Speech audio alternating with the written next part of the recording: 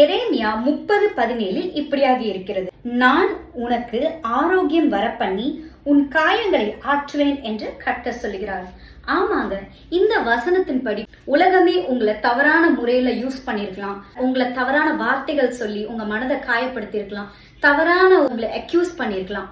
ஆனா இன்றைக்கு உங்களை பார்த்து கர்த்தராகிய இயேசு கிறிஸ்து சொல்றாரு, உங்கள் இருதயத்தின் காயத்தை ஆற்ற உண்மை உள்ளவராய் இருக்காருங்க. அது மட்டும் இல்லைங்க, உங்களுக்கு ஆரோக்கியத்தையும் வர பண்ணுகிறவராய் இருக்காரு. நன்மையான எந்த ஈவும் பூர்ணமான எந்த வரங்களும் ஜோதிகளின் பிதாவின் இடத்துல இருந்து மட்டும்தான் வருது. அதே போலதாங்க அவருடைய ஆசீர்வாதமும் அவருடைய நன்மையும் அவருடைய அரவணைப்பும் உங்க வாழ்க்கையில இருக்கும் பொழுது எப்பேற்பட்ட மனிதர்கள் உங்களை காயப்படுத்தினாலும், எப்பேற்பட்ட காயங்கள் உங்க இருதயத்தை துன்புறுத்தினாலும் ஒன்றும் உங்களை சேதப்படுத்தாது. என்ன நடந்தாலும் சரிங்க, உங்க கூட கர்த்தராகிய இயேசு கிறிஸ்து இருக்கிற வரைக்கும் ஒரு மனிதனாலும் உங்களை டச் கூட பண்ண முடியாது. ஒருவேளை உங்க இருதயம் காயப்பட்டுருச்சுன்னு சொல்லிட்டு ரொம்ப கவலைப்பட்டுட்டு இருந்தீங்கன்னா இன்றைக்கு உங்களுக்கு ஒரு நற்செய்தியை சொல்றேங்க.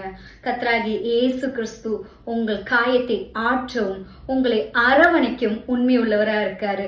உலகத்துல ஹக் டே, வேலண்டைன் டே, அந்த மாதிரி ஒவ்வொரு டேஸும் செலிப்ரேட் பண்றாங்க. இன்றைக்கு கர்த்தராகிய இயேசு கிறிஸ்து உங்களுக்கு சொல்றாரு, I love you, I always care for you. You are in my hands. ஆமாங்க, நீங்க எப்பயுமே அவருடைய மார்பிளை சாய்ந்தவர்களா மட்டும்தான் இருப்பீர்கள். உங்களை அவரோட மார்பிள அணைத்து உங்களை அரவணைத்து உங்களை ஆட்சி தேற்றி உங்களை போஷிக்கிற தேவன் தான் கர்த்தராகிய இயேசு கிறிஸ்து. இன்றைக்கும் உங்க மனது காயப்பட்டிருந்தா சந்தோஷப்படுங்க. கர்த்தராகிய இயேசு கிறிஸ்துவோட மடியில நீங்க சாய்ந்து இருக்கிறீர்கள். God bless you.